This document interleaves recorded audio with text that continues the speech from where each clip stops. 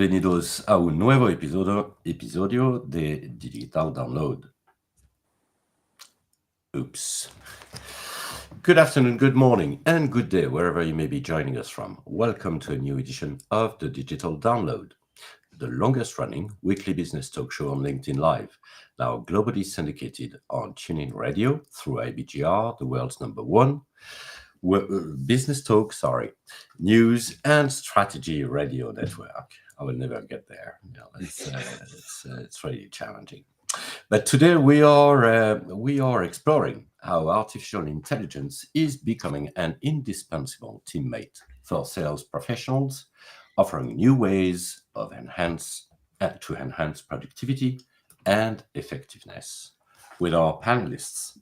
So with no further ado, let's go around the set and introduce everyone. While we're doing that, why don't you in the audience reach out to a friend, ping them, and have them join us. As you know, we strive to make the digital download an interactive experience, and audience participation is highly encouraged. So, Tim, would you like to kick us off? Yeah, sure. Thank you. Welcome, everybody, and I really appreciate you watching on this lovely sunny Friday in London. My name's Tim Hughes. I'm the CEO and co-founder of DLA Ignite. I'm also famous for writing the book Social Selling: Techniques to Influence Buyers and Changemakers.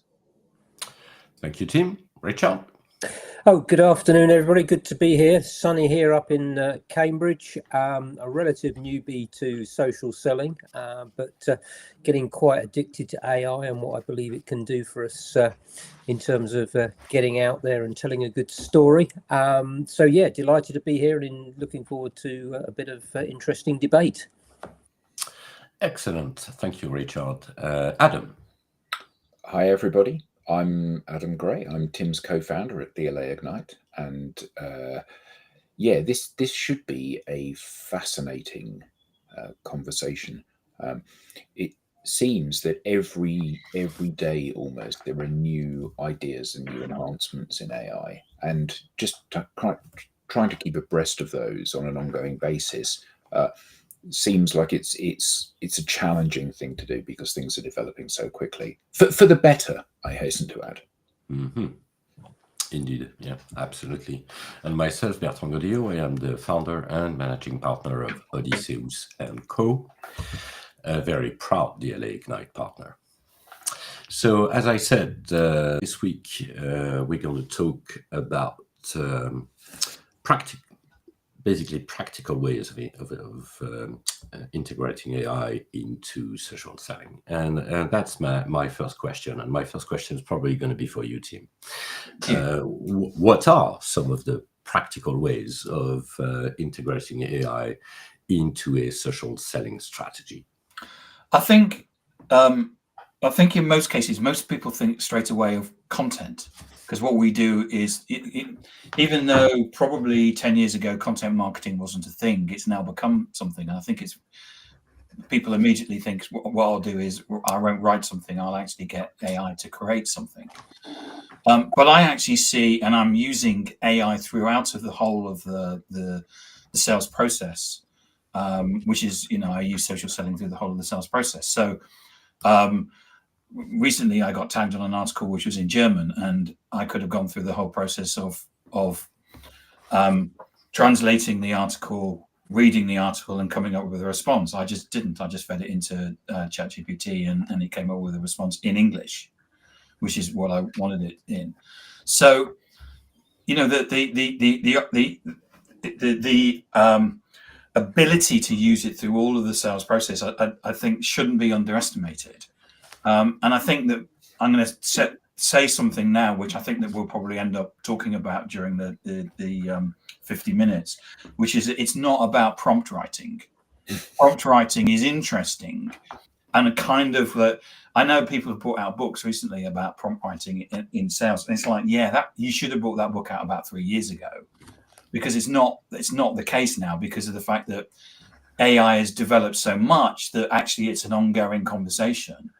And I want to make a point which is my AI is, there's a lot of talk about the fact that AI is a a digital twin or an assistant, my AI. I mean, you know, we have conversations, not from a what are you doing this evening conversation, but in terms of you know, forwards and back, you know, how about this? What do you think about this? Have you thought about change it to a bit like this? And it flows through this conversation. So I mean, I use AI. I'd use AI every day. As I say, I use it all the way through the sales process, and I think all salespeople should do that. Well, that's certainly a common, a great stuff. That yes, you know, content is ready to play, and we have plenty of different agents, to be honest. At least, you know, that's my case, especially because I've got these two languages. So clearly on translations, I've got an agent. Yeah. Clearly I mean, my life is far easier than yours because all I do is I speak in English, whereas you have far more complexity because of the fact that you're having to speak in English and French. That's right. So you know, so we talked about, and we'll come back to this, but I like the idea of, and we all like the idea of the teammate. So that we're no longer basically talking to a tool, but we're talking to a colleague, and we're trying to make that collaboration fruitful. Which basically means that you need to share quite a lot of yourself to get where we need to be. Adam, any comments on this? Yeah, absolutely. I mean, I think that your summary there, yeah, it's an AI teammate, but like a real teammate, you need to train the teammate. You know, if you hired somebody that didn't know anything about your business and they came in and you said, right, off you go, you need to write me some expert content about this and you need to distill this down and give me a one-page summary of it and stuff, it would be a ludicrous assumption to make. So why would the assumption be any different with AI?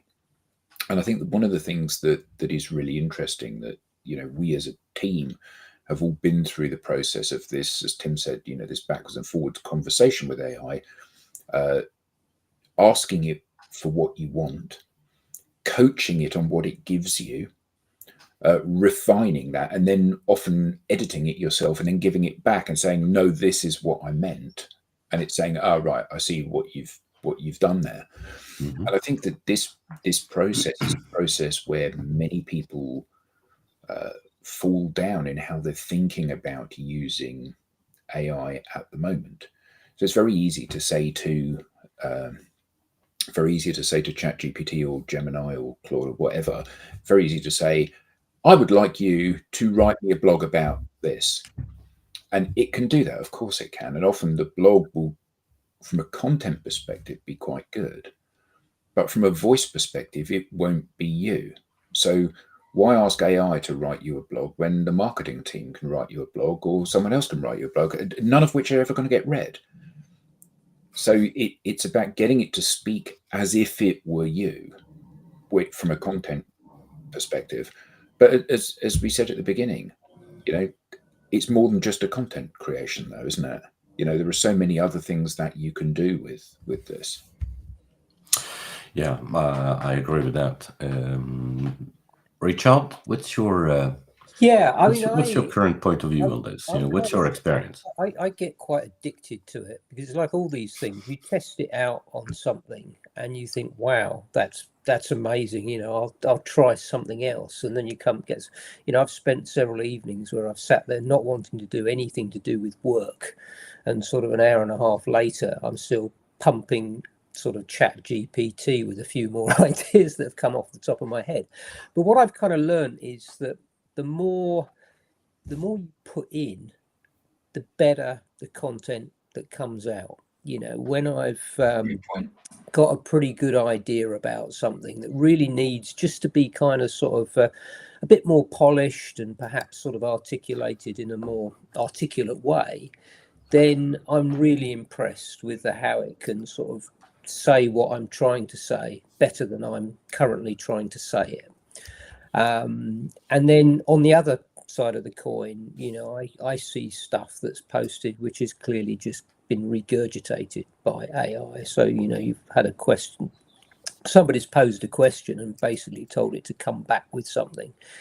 And then it loses, that I think you can see through, what is sort of pure AI and what is somebody's work that has been sort of perfected by AI. That's how I see it, as both a user and a consumer of the content, a user in creating it and a user and a sort of a recipient of the content put out.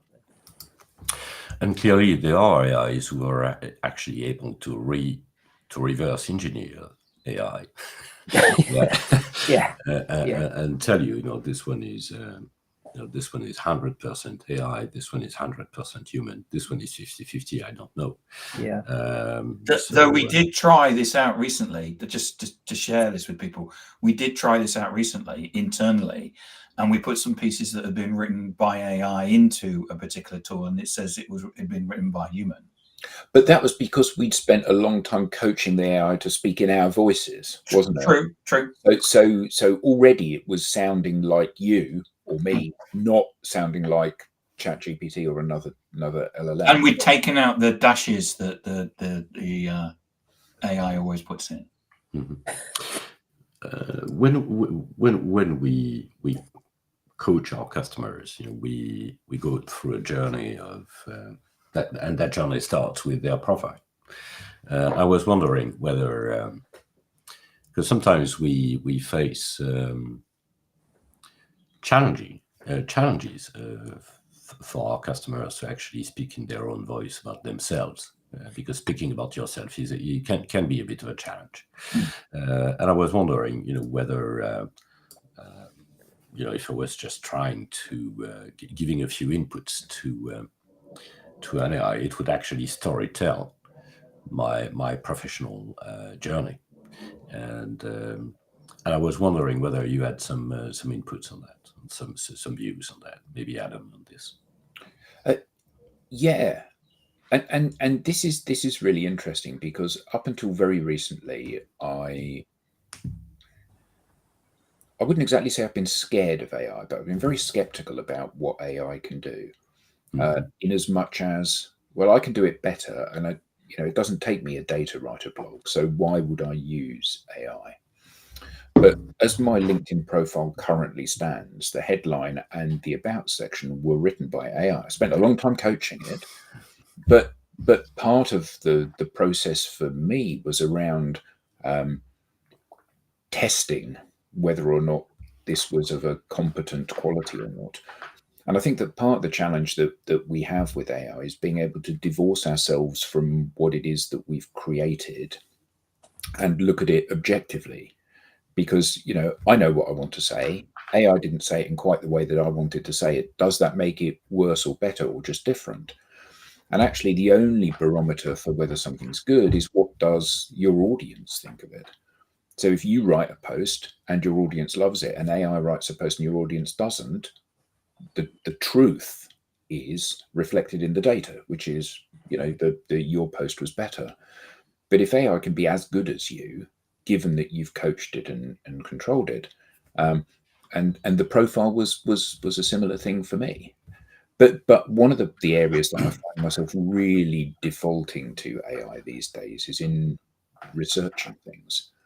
With the deep research available on Gemini, I find that it's able to pull together so many more strands than I ever would pull together for some background information.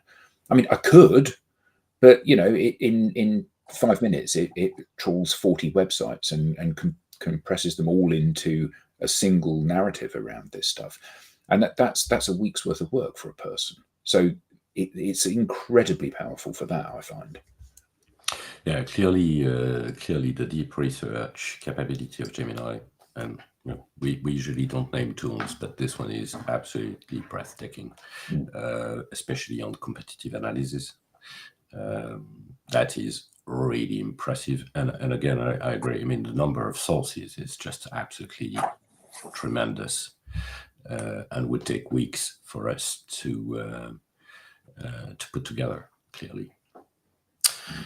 So obviously, we can look at this from the other side of the fence and talk about authenticity. So I think we have always, and you talk about not being afraid, but maybe a bit reluctant, and I think that has to deal with the fear of is it going to be my voice or is it going to be average, which by the way statistically is what an AI would provide if you don't onboard it properly, and we can also talk about onboarding, but. On that, any thoughts, Richard, on authenticity? Yeah, Do you get something that looks like sounds like what you would write?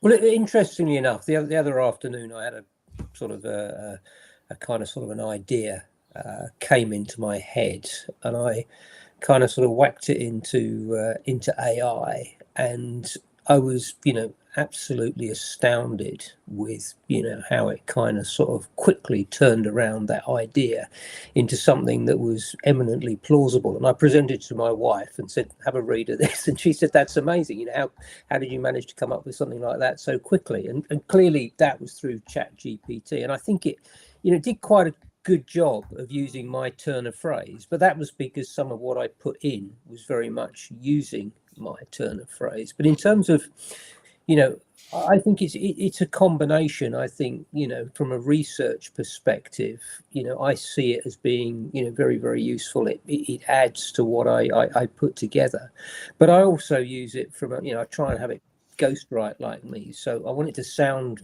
authentic. I want it to sound like me. But I also want to edit it down so that I don't get all the sort of the fluff that kind of often dilutes the message you're trying to relay. And I think it goes back to what I said earlier. I think the more you put in, the more authentic it is. Once you start to kind of sort of rely too much on the tool, then the authenticity gets lost. That would be my view on it. So, just out of interest, your wife was blown away when you showed her this thing. Did you tell her that it wasn't you, or did you take? Well, I think she pretty quickly figured out.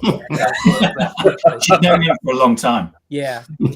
I mean, I say I'm addicted to the speed rather than to speed. Yeah, the speed with which it can turn around something that's good. But I would never. I'm never comfy to put something straight out. I think there's always something in there that, to me, would give the game away. Just the odd turn of phrase. This thing, and I do sometimes get a little bit disappointed. Sometimes stuff comes back, and I think that's. And I think we had this conversation a couple of weeks ago. I have got round to the point where I do ask if it can do better than that. Be a bit more authentic. So yeah. But it comes down. It's garbage in, garbage out. The more you put in terms of trying to get it to do what you want it to do, I think the more authentic your output will be. But I think also, though, there's if you think about it as a tool that can do some of the donkey work that you don't have to or haven't got time to do. So the challenge is that you have a 20-page report and you haven't got time to read the 20-page report. So you can paste it into an AI tool and say, give me a summary of this, and include any key points, or particularly points that relate to A, B, C, D. And it'll come back with that in a page or half a page or 3 pages or whatever you've asked for. And I think that the opportunity that gives you, I mean, particularly in our line. So, we help organizations generate more meetings with that ideal customer profile. So whilst that's incredibly powerful for businesses, so you go from having 1 meeting every 3 weeks to having 3 meetings a day, it creates a problem in as much as in order for the meetings to land, you have to do a bit of research. If you've got 3 weeks to research a customer, you've got plenty of time to do research. If you've got 2 hours, you haven't. So now there's a tool available to everybody to make the meeting actually land, because you can understand a little bit about what the company is that you're talking to, what their challenges are. And I think that this idea that in order to get the maximum from AI, we need to think outside the box and think laterally about what we're asking it to do, rather than just assume, well, it can do my work for me so I can sit on the terrace and have a martini.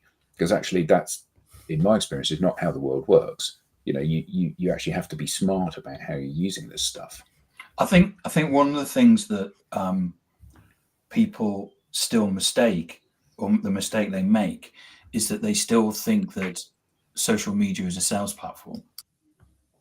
So if you go onto LinkedIn, what people are telling you is that with AI, we can send hyper-personalized emails. So everybody in the world sends hyper-personalized emails. I get 10 spam emails a day, and all I do is I create rules to make sure that they forever go into my waste paper bin.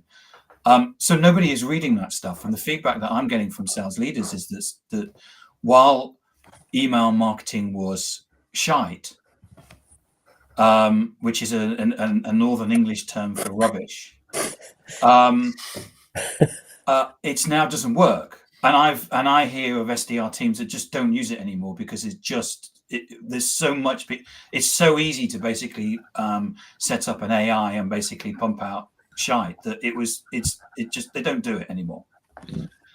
So I think one of the things that people often think is that what I'm going to do is I'm going to use AI to go onto social media and pump as much shite as I can, because if I do that, people are going to buy.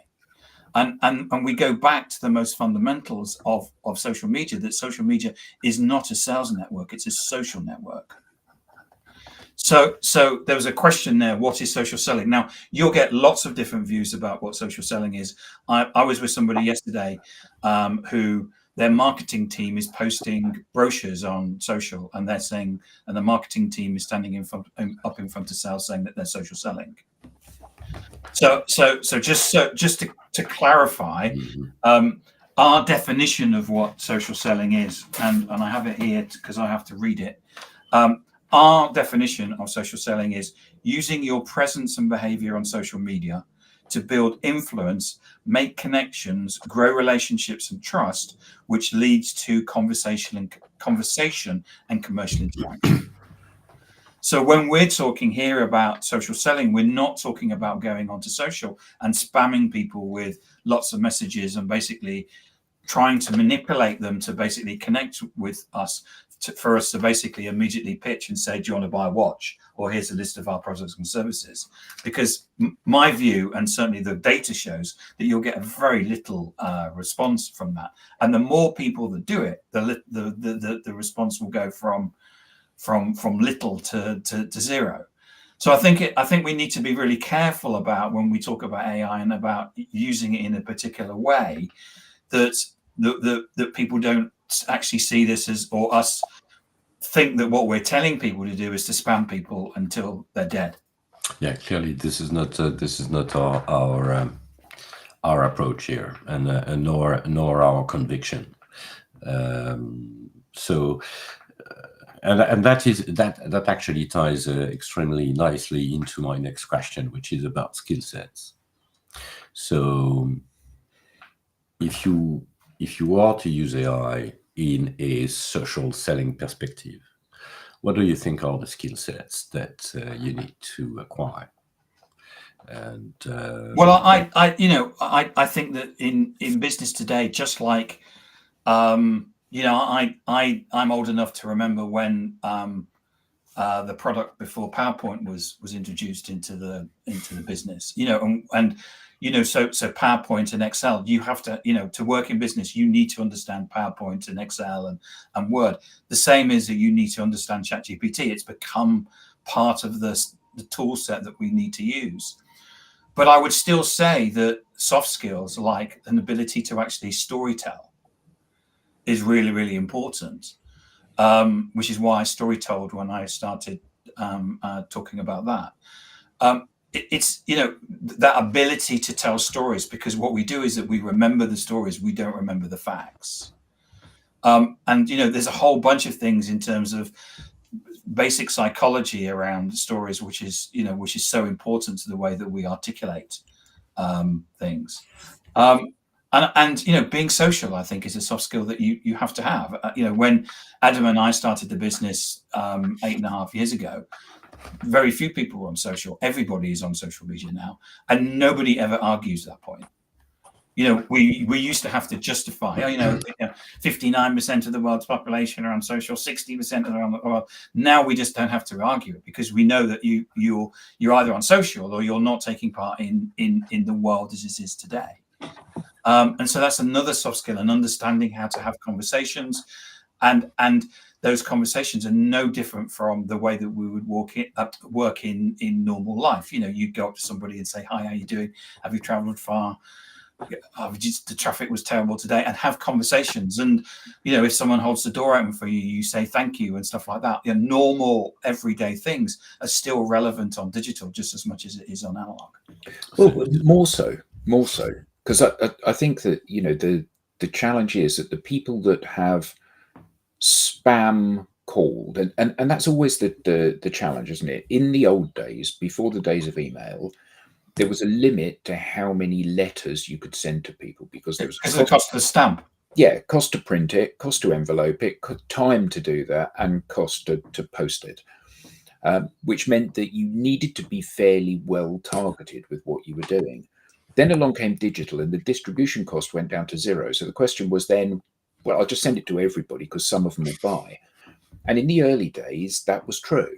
You would send out 1 million emails and you would get 10 times as many responses as if you sent out 100,000 emails, because actually people were quite pleased to get some of this newfangled digital communication. And then everybody jumps on that bandwagon.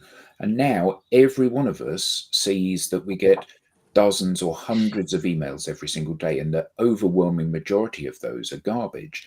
So we just automatically do what you do, Tim, which is set up a rule, or just bin them, or mark them as spam, or unsubscribe, or whatever the process is we go through to try to limit that stuff that comes in.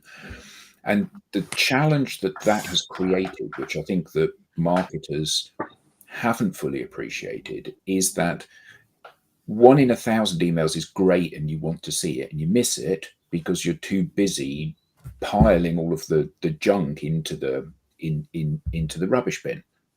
And unfortunately, now people have gone onto social to do that. So we see this kind of sending of in-mails as if that's magically going to be, if you've got a crappy message that you send by letter, or you send in an advert, or you send by email, and nobody responds, why are they going to respond if you send it via email? Well, clearly they're not. But now AI wants this hyper-personalized way of sending out messages to people. But if you haven't fundamentally understood what the interaction needs to look like, if you're still walking up to somebody in the street that you've never met before, putting out your hand and saying, "I'd like to help you with your investment strategy," they're going to walk away because they've no idea who you are. Mm-hmm. So using the tools such as AI to help you build human-to-human interactions, to have conversations with real people, to build rapport and trust and show interest in what it is that they're doing, is the key. But it requires people to give some thought to how they're applying these tools, rather than just pile them in there. Oh, AI can do that for me. Well, it'll only do what you tell it to do. Well, there's always the temptation of the easy button, right? Isn't it beautiful? Yeah. I mean, I get emails from people, and clearly they've got. You can get templates off marketing profs. So just so everybody knows, if you go to marketing profs, you can get email templates. Except I get 5 emails from 5 different companies, all competitors, using the same template. So what we're saying, I mean, it just beggars belief why people think that somehow or other they're marketing. What's the saying? A fool with a tool is still a fool. It's still a fool, yeah. And that kind of pretty much sums it up. Saying fool is polite. Yeah, and the thing is, I was thinking of another word. It amplifies the foolishness, Oh, it does. I mean, these people are making idiots of themselves. I mean, I don't understand. Then they'll come back for you. Why haven't you responded to me? I mean, it's like, do you really think I need to? Do you think I'm going to waste my time? I'm just circling back on this thing, this email. Did you get a chance to read my email? Know who you are. No. And you've written me a rubbish message which is meaningless. I don't even understand. Tim, just bouncing this back to the top of your I inbox. mean, some of these people write it. I mean, I know my IT, but some of these people write in a language that I don't even understand. I mean, in English. I mean, it's like with all the funny little three-letter. I mean, come on. At So least the write in basics. simple English.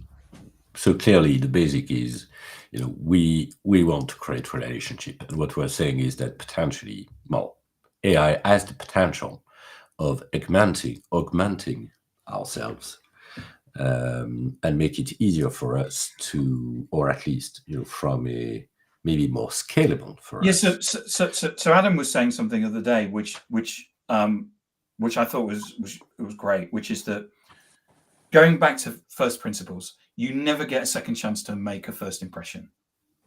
So as an individual, if I reach out to somebody cold to basically in whatever way, what's going to happen to the person that I'm reaching out to is going to come back to me. They're going to look at my LinkedIn profile, and then they're going to make a decision about whether they should actually, because when you reach out to somebody, what you're doing is that you're giving control to them to make to say whether they're actually going to talk to you or not. So the first thing that you need to do if you're going to be active on social media is to have a good LinkedIn profile. And the thing about a good LinkedIn profile is it's not about me or what I think is a good LinkedIn profile, saying I've just been to President's Club and all of this. What we're doing is that we need to be thinking about what the buyer is thinking. So one of the things that we need is we need to have to pass go, to use a monopoly metaphor. To pass go, we need to have a good LinkedIn profile. And okay, so we could use AI to do that. Adam's actually been doing some trialing to his summary title and his summary, I think, is written by AI. Yeah. Though it's not just write me a LinkedIn summary. He's actually gone backwards and forwards with the conversation. Now, it's a fundamental thing to have on LinkedIn, and to do any form of, whether you're doing social selling or any selling. And what people have got to understand is that it's not about all of the things that they write, that I'm highly energetic,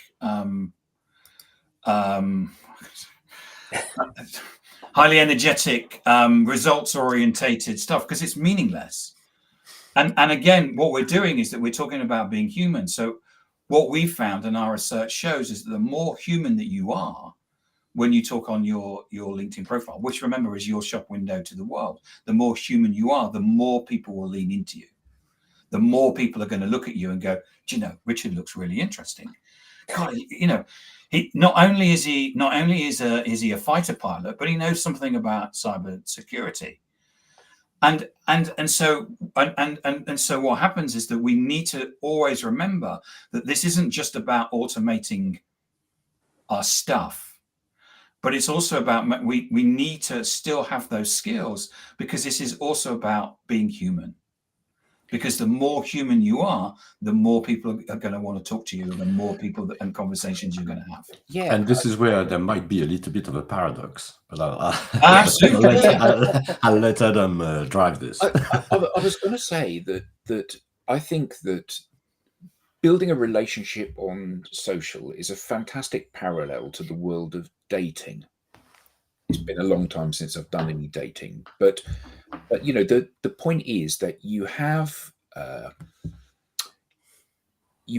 some key points during the dating process. So one of those is the first time you go out for a coffee or a drink or a meal with that person, the first time you're meeting them face to face.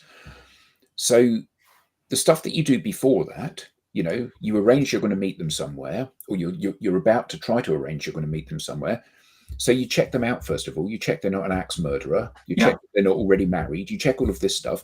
All of that's done in the background. But the point when you show up for the date, you have to show up, and you're relying on them showing up.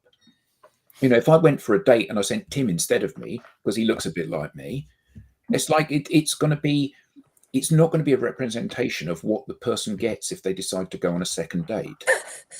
So, but the reality is that this is often how people behave when they're using digital tools, isn't it? They think, I'll automate the conversation bit. I'll automate this. I'll send a blanket sort of message. And the point is that that's not how relationships work in any form. So I'm actually going to answer one of the questions. But maybe, hopefully that's the one. So when I won't show the name. So my co-author, when we wrote this 9 years ago, my co-author was going through a divorce, and he said that I'm using all of the principles at the moment that were in our book to basically on dates. And I said, how's it working out? He says it's going really well. So there is actually a really good analogy between what we teach in social selling and dating. So Michelle. Hi, Michelle. Michelle. Yes, so when you connect with somebody, what do? You check them out. And when we build relationships with people, what do? We try and find something that's common. So the more that we can find that we have in common, the more that we can trust somebody. So you're highly unlikely, if I put out a message and say, here's the best glasses case in the world, you're unlikely to actually like or comment on that, because what will happen is that when you like or comment on it, immediately what I will do is send you a message saying, thanks for liking my post about my glasses case. Would you like to buy one? So you don't actually engage with it, because you know what's going to happen is you're going to get a pitch. If I basically post out something out there like, here's me with the kids and they're playing football, and you say, I've got kids as well, and they're always playing football as well, I can then say, so why don't we jump on a call? Because we've got something in common. You go, yeah, okay. Because we're not having a conversation about selling stuff. Now, the conversation may turn around and say, so what do you do? Well, I do this. And then you're going to turn around to me and say, so what do you do, Tim? And I've got an opportunity to pitch. But the fact of the matter is that you'll get more engagement and more conversations from personal posts on social media, because it's social media, than you will do than if you're putting out stuff on there about products and services and brochures and brochureware. And we've got data that backs this up. Clearly, we do, and I think that's because that's always a question. What is the balance? And that goes a little bit of our topic. But what is the balance between the things that me with the cat, and me with the dog, and me in the forest, and me on Fridays with if you're Fridays. Yeah, I mean, I've got a colleague, and she's always a friend of mine who's always taking pictures. And here's me with the team in Italy, and here's me with the team in Singapore, and here's me. And it's like, do you actually ever do any work? The same as if you're actually, here's me having coffee with Bertrand, and here's me having coffee with Richard, and it's like, do you actually do anything? So you've got to make sure that you're getting you're making sure that if you're putting stuff out, people jump to conclusions. And if you're always putting posts out there that you're always on the beach, people are just going to assume that you spend all the time on the beach. But you will find that the more personal stuff that you put out, the more people will lean in and engage with you.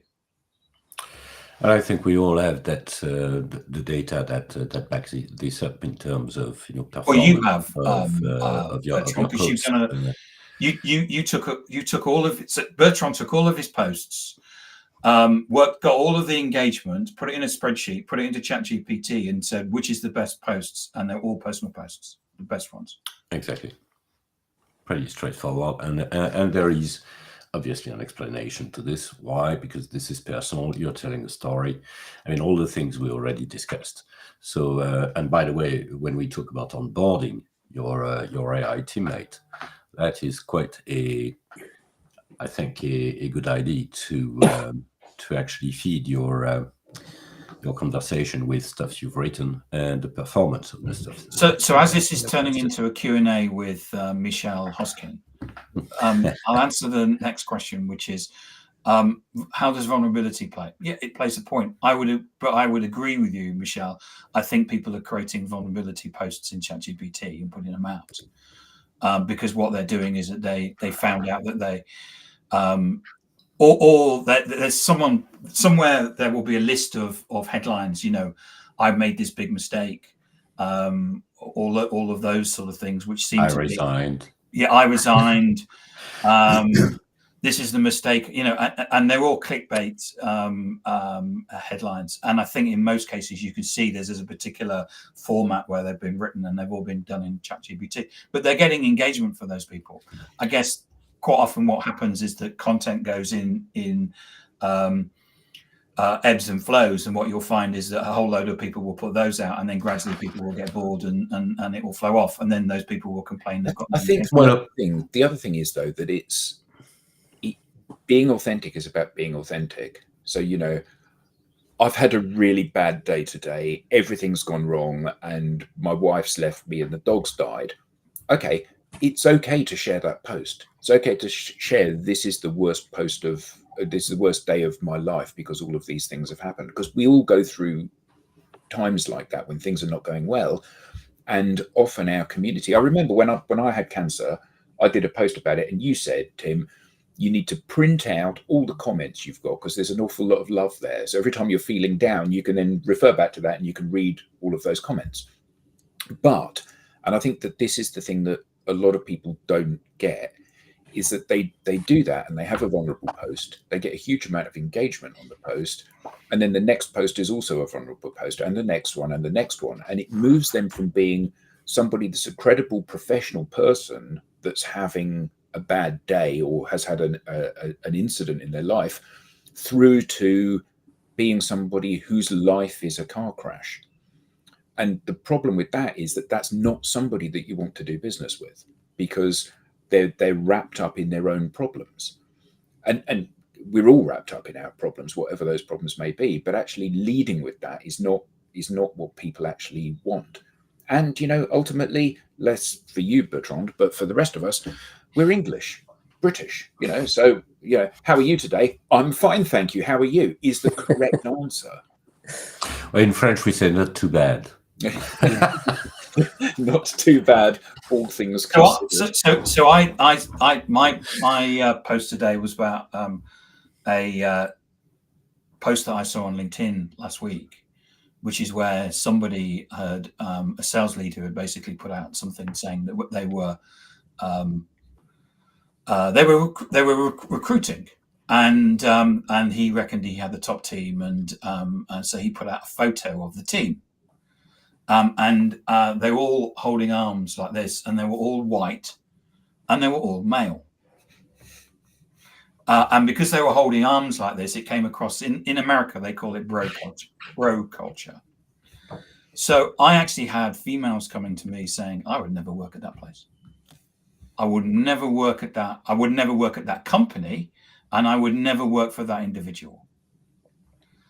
And clearly, he didn't realize, and this is just one of these things where we get a lot of these questions. It's like, why is nobody teaching people how to use social media? We're taught how to use, when you go and join a company, you're taught how to use health and safety, how to put a ladder up. You're taught how to make sure that you say the right things in terms of working with people from different backgrounds and stuff. But you're never taught how to actually use social. And here's an individual from a well-known household brand, basically putting out racist post, not knowingly racist, but putting out a post saying, come and work for my company. We're a bunch of white old blokes. So one of those things you need to be really, really careful about, because we're talking about the different posts and personal posts. You need to be really careful about what you're putting out, because AI won't ultimately give you they'll give you the answer that you want. So if you're going in and asking for ultimately, which is a white male response, you're going to get a white male answer. I guess the thing there is, Tim, he's at least being authentic, if it's working against him. Yeah. Well, exactly. And that's kind He of is sort being of, in authentic. a way that proves the point that, you know, it is the authenticity that does it for you. Whether it works in your favor or against you is another matter. But I think that's where, you know, social is really valuable. It kind of sort of separates the wheat from the chaff, really, doesn't it? Bertrand. Yeah, no, I was just thinking about, you know, but by design, AI will give you an average. I mean, if you don't train it, or if you don't fine tune it, it will give you an average answer. And if the goal of the post is to generate reactions and not even talking about engagement, I'm just talking reactions. So your ultimate goal is to go viral. Then I think we're missing the point with respect to social selling, because what we're actually looking for is creating relationships. So we're looking for engaging content, not necessarily viral. We're not looking for virality. No, and actually not at all. No, because so that's. I mean, people say to me, "So, what should you be measuring in social?" And the answer is two things: one is the number of meetings you have, and two is the amount of revenue that you close. It's no different from you know the number of meetings you have, the number of proposals you put out, the number of revenue you close. It's no different from any other time. Now, likes and comments are important because the engagement is a opportunity for you to have conversations. You know, you need to know how to harvest that engagement so you can have conversations. But at the end of the day, it's the sales hasn't changed. For sure, it didn't. That was a question I was going to ask Adam for a moment, and it's gone out of my head. I can't remember what it was. But I'm sure he's got the question. There was a soapbox that goes with I know that he always gets on. So I was going to ask him some soapbox. Yeah, but we've just had a comment in from Matthew. What about growth hacking? There's lots of reaction and selling with an AI teammate. I must just say, for the record, the term growth hacking is one of the things that I hate more in business than anything else in terms of a phrase for something. And kind of growth hacking, the idea that you're taking a shortcut between where you are now and where you want to be, is like organizations that claim they're going to be a viral, you know, we're a viral marketing agency. We create posts that go viral. No agency can claim to be a viral agency, none at all, because whether something goes viral is not within their remit. They can't control that, because that's about whether or not other people engage with the content. So you can create good content, but you can't claim it to go viral. And like growth hacking, yeah, at the end of the day, if you've got the right product at the right price at the right time in front of the right people, you're likely to be able to grow faster than if you haven't got all of those pieces in place. But the way that you get to growth hack is by having lots of conversations with the people that you want to be talking to. And AI should be the route to enable you to be able to have more of those human-to-human interactions and conversations with the people that you want to. And this idea, and we had another comment from someone earlier about advertising. You know, the problem with advertising is that you're pushing your content in front of somebody. They haven't asked for it. If they haven't asked for it, they're not going to engage with it. So sending a brochure, advertising to people, outbound cold calling, outbound emailing. The problem with all of this stuff is that if I haven't opened the door to you, you have no control over what happens next. I can ignore you or not. And the chances are that I'm not going to engage with your content because I don't want your content. Airbnb is a business to consumer organization. Yes, for the record, I don't deal in a business consumer. It's not. I deal in business to business. Yeah, and they've got a very simple offer, Airbnb, haven't they? You know, it's a room or a flat somewhere that you want to go and visit. And I think, Bertrand, your summary of where social selling works for people is if they have something that they can't describe in under a minute, then they need to have a conversation. It can't be sold from an advert. And yeah, we've all bought rucksacks and belts and training shoes from Instagram, because you flick through and you go, oh, that's okay, it's $100, I'll get that. But actually, for strategic large value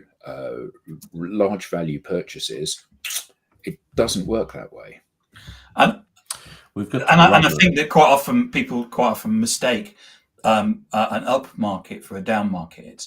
So quite often what you'll find is there's a lot of people when we're in an up market going like this, and they're saying, we're selling loads of stuff. Well, yes, because loads of people are buying. Yeah. But we're currently in a down market. And therefore, quite often what you'll find is that people are trying to use upmarket techniques in a down market, and it just doesn't work. Yeah. Evidenced by the fact that so many people are being laid off at the moment. Yeah. So Robert Tell has basically asked the question: what drives the best direct messages to meetings? And by the way, Robert, thank you so much for tuning in, because he tunes in an awful lot and leaves lots of comments. Rob. And thank you for that. And I want to say that. So the first and foremost, the first thing you got to remember with social is that the person that you're going to send the message to is they're going to check you out. So the first thing is that you need to have a profile that person is going to go, that person looks interesting. So your profile is your shop window to the world, and 1.1 billion people walk past it every single day. The second thing about sending messages to people is that this is human. You can get ChatGPT to write it for you, but I bet they won't do it properly.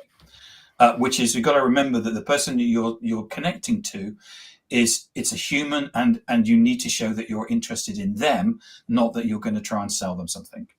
Because as soon as you say that you're going to try and sell something, people just run away. So a lot of people, there's a big debate out there. The number one debate out there at the moment is, should you send a message? And everybody says you shouldn't put a message in. And the reason for that is what they're going to do is connect and immediately pitch. Because if you put a message in, people go, I know why you're going to, and won't accept. So the number one thing that you should do is if everyone zigs, you need to zag.